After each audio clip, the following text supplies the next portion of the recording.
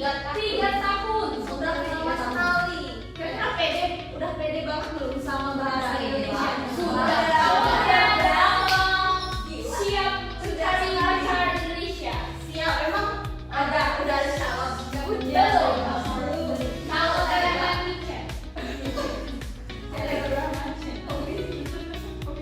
Jadi pada hari ini kita akan membahas tentang budaya dan tradisi, yaitu analisis filosofi dan kontemporer pada perang ketupat. Dari namanya sendiri nih, perang ketupat. Kira-kira menurut kalian apa ya? Apa? Perang luar. Wah, melempar ketupat. Ketupatnya menjadi alat perang. Wah. Berarti analisis kalian ini udah mulai membaik ya. Pada warisan budaya tak benda ini alias perang ketupat adalah sebuah tradisi ritual makanan yang unik dari masyarakat Bangka Belitung. Udah pernah ke Bangka Belitung belum? Belum. Jadi selama beberapa tahun ini di Palembang, Jakarta, di Bali, Batam. Nah, tradisi ini khususnya di daerah terbilang, yaitu daerah di Bangka, yang diklasifikasikan sebagai warisan budaya tak benda di Indonesia. Ritual ini diadakan sebagai bagian dari rangkaian upacara tolak bala, yaitu tolak musibah yang diselenggarakan setiap tahun setelah perayaan Hari Raya Idul Fitri. Kalian udah pernah mengikuti Hari Raya Idul Fitri di Indonesia ini? Sudah. Asik enggak? Seru sekali karena ramai ya. Iya, banyak makan. Iya, orang Bangka makan saja ya. Iya, makan ketupat. Tepatnya pada hari ke-7 Syawal bersamaan dengan tradisi mandi berlemah. Apa itu? Mandi berlima. Nah, tradisi ini melibatkan dua kelompok masyarakat yang saling melempar ketupat. Benar kata siapa tadi yang melempar ketupat? Kamu Dari mana? apanya? Kamu hafal? Apa dari mana? Dari North Korea. Kalau di North Korea tuh ada nggak budaya yang seperti ini? Ada mereka melempar bobo. Ranjau. Saya nggak berani ngomong. Saya bilang ya, Kim Jong Un dewa mereka. Oh iya. Agak sensitif ya kita sih Iya, aja saya bahasanya ya. Nah biasanya ketupat ini nasi yang dimasak dalam anyaman daun kelapa dengan simbolisme pertempuran suci untuk membersihkan diri dari hal-hal negatif yang dan memohon perlindungan serta keselamatan terutama dari bahaya di laut, mencerminkan eratnya hubungan spiritual masyarakat pesisir dengan alam dan adat istiadat mereka. Nah, kita masuk ke perang ketupatnya. Di sini saya akan memulai suatu tes untuk mengetes seberapa pahamnya kalian mengenai tradisi. Ini untuk mengetes seberapa cepatnya kalian membaca dan memahami. Saya akan kirimkan soalnya lewat Google Form. Di situ kalian boleh membuka handphone dan menjawab 5 soal tersebut dari dari bacaan perang ketupat ini. Boleh buka handphone. Kita coba tesnya selama 10 menit. Oke, Bu. Nanti kita review jawabannya ya. Oke, Miss.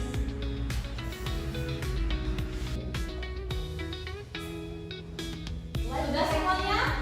Udah di-submit di Google Form-nya? Sudah.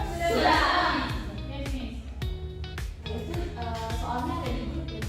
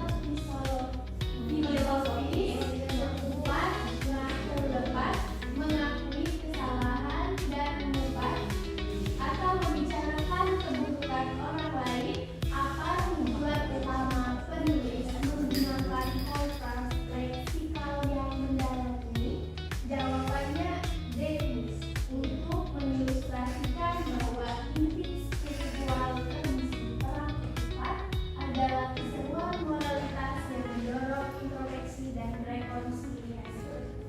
Baiklah. Dan nomor terakhir yaitu nomor 5 dari Prancis. Malaysia tak dapat ke? Malaysia nanti ada panggungnya sendiri. Why you want to be special? Jamur dan timbul dimaknai sebagai cahaya hati nurani yang membungkus gas putih dan dilambangkan sebagai nafsu duniawi. Bagaimana ia membaca sendiri relevan dengan pelaksanaan puncak acara yang tepat. B. Interpretasi tersebut menyiratkan bahwa setiap peserta yang melempar ketupat sedang melakukan upaya simbolis untuk melempar dan mengendalikan hasrat duniawi mereka sebelum memasuki Ramadan. Baiklah, itu merupakan protes kita. Adakah yang jawabannya lebih dari 3? Atau minimal 3?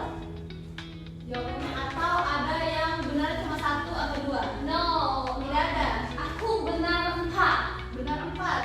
Ya. Benar semua nih, karena aku membaca keseluruhan. Ya, saya juga. Kamu mengerti semua katanya? Ya. Karena kita Sudah sudah 3-1 di sini. Aku masih ada beberapa kata yang tidak aku mengerti.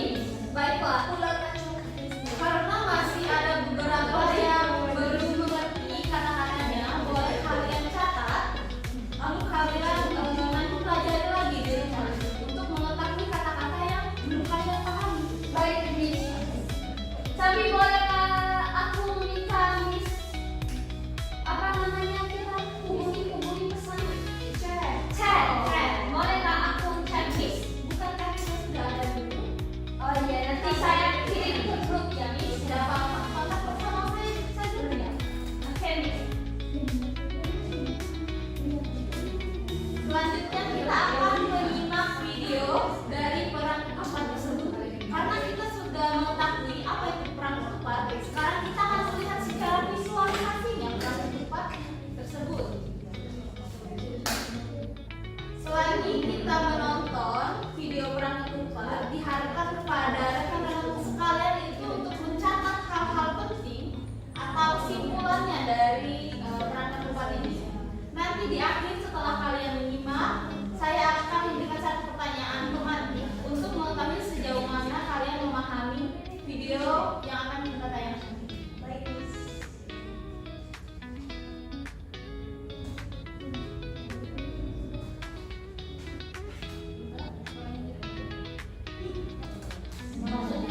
Iya, video itu saja. Yang aku tadi kok kita dari sebelum sekarang aja ya. Oh,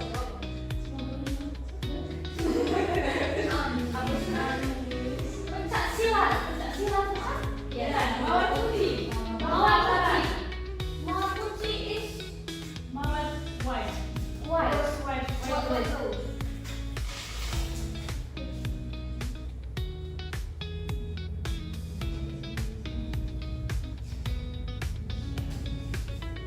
Baiklah, kita sudah menonton video tersebut. Kira-kira apa yang dapat kalian ambil dari video tersebut? Seru. Budayanya seru. Tadi ada apa? Pancasila. Iya, Pancasila. Tahu apa itu Pancasila? Tahu. In Thailand bela diri. In Thailand we got Muay Thai. In Korea we have Taekwondo. Iya benar. Kalau dari daerah lain selain Thailand sama Korea? Indonesia ada PSAT. Yuyun paling mengerti. PSAT. Kenapa? Apa itu? Pencaksilat. PSAT itu nama salah satu organisasi pencaksilat HAMI. Baiklah, saudara aspirasi kami. Ya. Ini ada pertanyaan yang agak rancu. Diharapkan kalian memahaminya. Di video tersebut sudah dijelaskan Bupati Bangka Barat menyatakan harapannya agar perang ketupat menjadi agenda nasional dan mendunia dengan rencana spesifik untuk mengundang negara seperti Australia. Analisis tujuan dan implikasi strategis dari promosi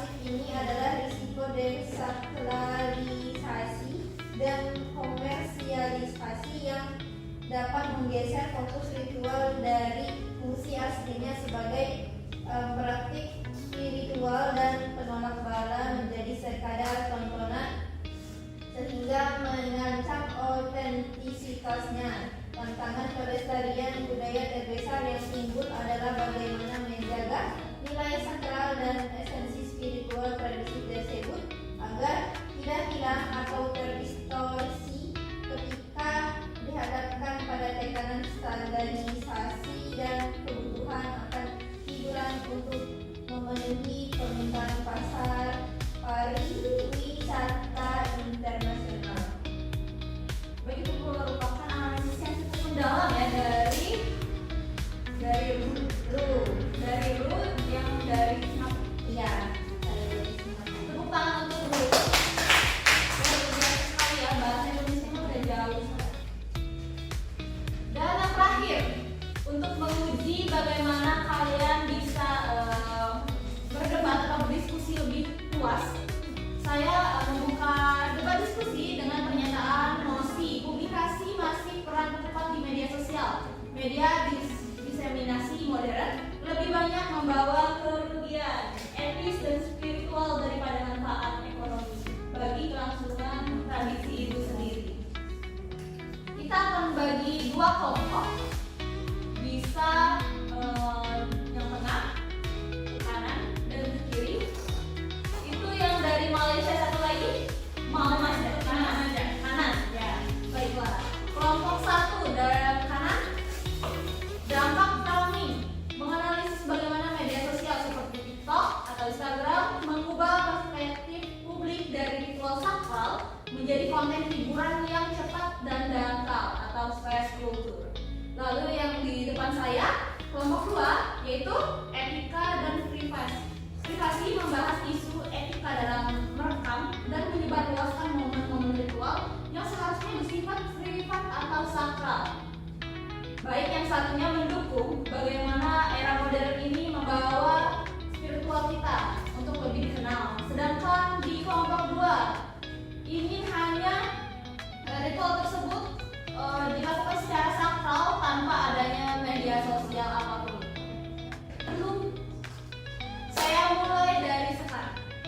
Kalau menurut saya, kami adalah tim yang kontra apabila TikTok, Instagram menyebarluaskan tradisi itu. Kenapa? Karena tradisi itu private and sakral tentang kita dan Tuhan kita. Jadi daripada masuk ke TikTok seperti itu, menurut saya, bagaimana kalau warga-warga atau orang-orang di Indonesia yang datang kepada langsung untuk menonton dibanding dari TikTok atau Instagram, karena nanti pasti akan banyak sekali kesalahpahaman antar budaya itu. Saya izin menyanggah ibu.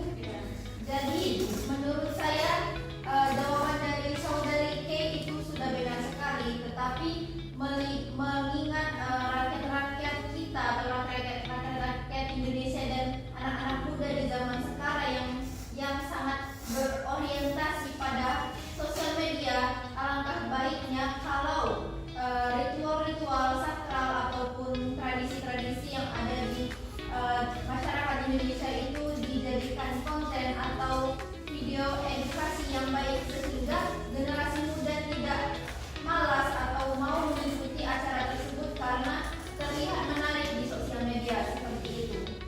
Terima kasih. Tapi di sana tulisannya adalah konten hiburan yang cepat dan dangkal. Saya kira itu hanya kayak konten 2 menit saja. Nah, konten 2 menit itu akan menjadi persepsi baru atau pemikiran yang aneh begitu. Mungkin orang lain akan berpikir kalau konten kita itu aneh begitu. Dan kalau saya menjadi warganya, saya tidak suka. Karena itu adalah hubungan saya dan Tuhan saya, dan itu adalah sebuah ritual keagamaan ataupun ritual yang privacy gitu. Dan juga kalau nanti misalkan saya berpikir sebagai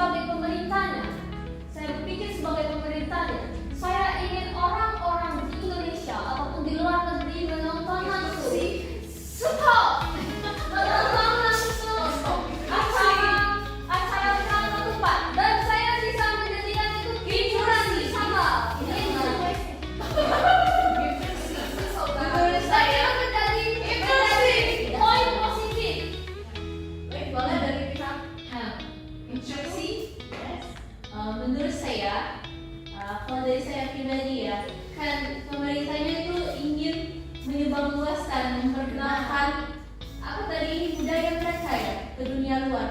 Ya untuk target pasar kita, bangsa ini sekarang kan melalui media sosial. Ya mau menjadi konten hiburan atau bagaimana kan kita bisa searching lagi kalau memang kita tertarik ya. Kita bisa mencari dari Google atau YouTube bagaimana sebenarnya tradisi ini. Kan dari media sosial itu kita menjadi tertarik. Kok ada seperti itu tradisi melempar ketupat? Maksudnya apa? Betul.